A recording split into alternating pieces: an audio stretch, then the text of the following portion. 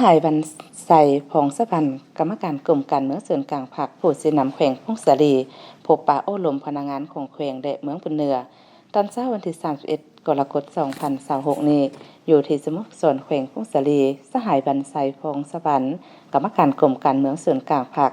คณะเลขาธิการส่วนกลางภาคประธานคณะกวดกาส่วนกลางภาคประธานองค์การกวดกาแห่งรัฐและหัวหน้าองค์การต้านการสลัดบางดวงส่วนกลางผู้สินำหอบด่านอยู่แขวงพงศาลีได้พบปะอบรมพนักงานการนำอดีตการนำแขวงพนักงานนักรบพนักงานดักแดงของแขวงและเมืองบุญเหนือโดยการเข้าร่วมของสหายพลตรีสมพรมิตรพรกรรมการส่วนกลางภาคเลขาภาคแขวงประธานสภาประชาชนแขวงสหายสันติแก้วยสารรองเลขาภาคแขวงประธานคณะกรรมการปกครองแขวงสหายสมภาพดาราจักรกรรมการประจำภาคแขวงเลขาภาคเมืองบุญเหนือสหายพลตรีสมพรมิตรพรได้รายงานว่าแขวงพงศาลีมีเนื้อที่ 16,270 กิโลตารเมตรเนื้อที่99ส่วนห้อยเป็นผู้สูงชันมีชายแดนทิศตะวันออกติดกับสสเวียดนามทิศตะวันตกติดกับแขวงอุดมไซทิศเหนือติดกับสปปจีนทิศใต้ติดกับแขวงหลวงพระบางมี7เมืองคือ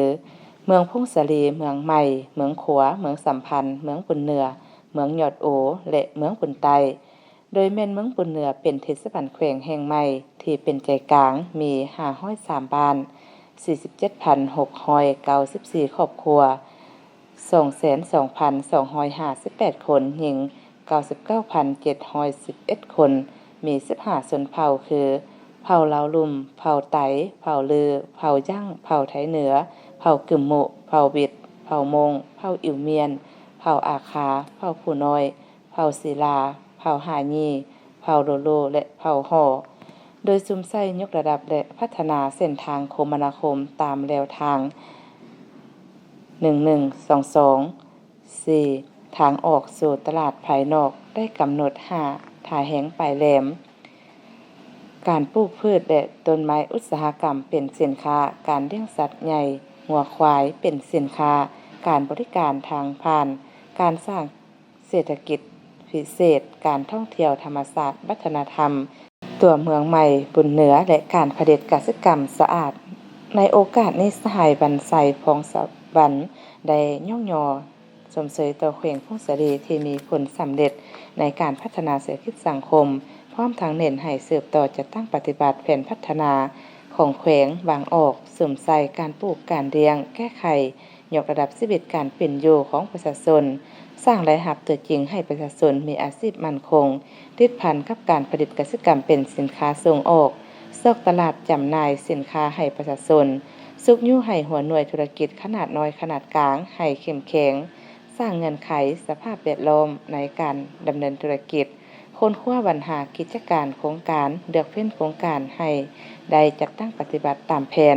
คุ้มครองสิ่งแวดล้อมบ่ให้มีผลกระทบต่อสังคม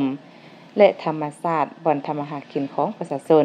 ให้ประชาชนมีส่วนร่วมมีผลประโยชน์กวดกาหัวหน่วยโครงการกิจการที่แต่ละขั้นคุ้มครองเพื่อจัดเก็บรายรับเข้างบประมาณถือเอาการท่องเที่ยวเป็นท่าแหงในการพัฒนาปรับปรุงพื้นฐานโครงล่างเป็นต้นแม่นเส้นทางสมใส่สนองกระแสไฟฟ้าให้ประชาชนได้สมใส่อย่างทั่วถึง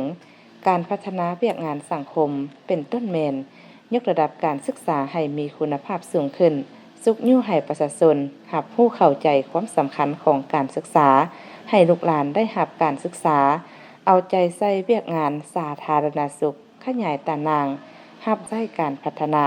เอาใจใส่เวียกงานสาธารณสุขขยายตารางสาธารณสุขให้ประชาชนได้เข้าถึงการบริการต้านและสกัดกั้นพยาธิระบาดพัฒนาฝีมือแรงงานเพื่อตอบสนองของรับใช้การพัฒนาเอาใจใส่เวียกงานป้องกันศาสตร์ป้องกันความสงบเป็นต้นแม่นค้าขายเถื่อนยาเสพติดกลุ่มแก๊งสแกมเมอร์การแก้ไขความทุกข์ยากซึ่งเป็นวาระแห่งชาติที่ต้องได้สุ่มใส่ปฏิบัติพร้อมกันเพิ่มทวีก่อสร้างภาคให้ปลอดภัยเข้มแข็งแด่นักแน่นให้มีคุณภาพเอาใจใส่เวียกงานพนักงานเป็นเวียกงานตัดสินผลได้รับผลเสียต่อการนำพาของภาคพนักงานต้องมีคุณธาตุการเมืองความรับผิดชอบจรรยาบรรณเหตุสำเร็จหน้าที่เ เป็นผู้รับใช้ประชาชนคุ้มครองพนักงานเลือกเฟ้นซับซ้อนพนักงานบรรจุให้บรรดาตาแสงฝึกอบรมให้ตาแสงเอาใจใส่เวียกงานกวดกาให้เข้มแข็ง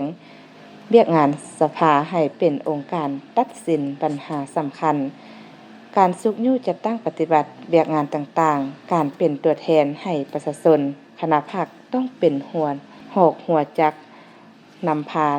ซี่นำจัดตั้งปฏิบัติพัฒนาเศรษฐกิจสังคมเพิ่มทวีความสามัคคีตกลงตัดสินปัญหาเป็นหมู่คณะปรึกษาหารือบทเรียนนำอาลีตการนำพนักงานบำนาญเพื่อพัฒนาแขวงพงศาลีขึ้นไปเรื่อยๆโอกาสนี้ยังได้มอบคอมพิวเตอร์ตั้งโต๊ะพร้อมปรินเตอร์จำนวน35ชุดให้แขวงพงศาลีเพื่อแจกจ่ายมอบให้บรรดาตาแสงมอบเงินสด300ล้านกีบให้แขวงพงศาลีมอบเงินสด100ล้านกีบให้เมืองบุญเหนือคณะกวดกาศูนย์กลางภาคมอบคอมพิวเตอร์ตั้งโต๊ะพร้อมปรินเตอร์สีจำนวน1ชุดให้คณะกวดกาเมืองบุญเหนือ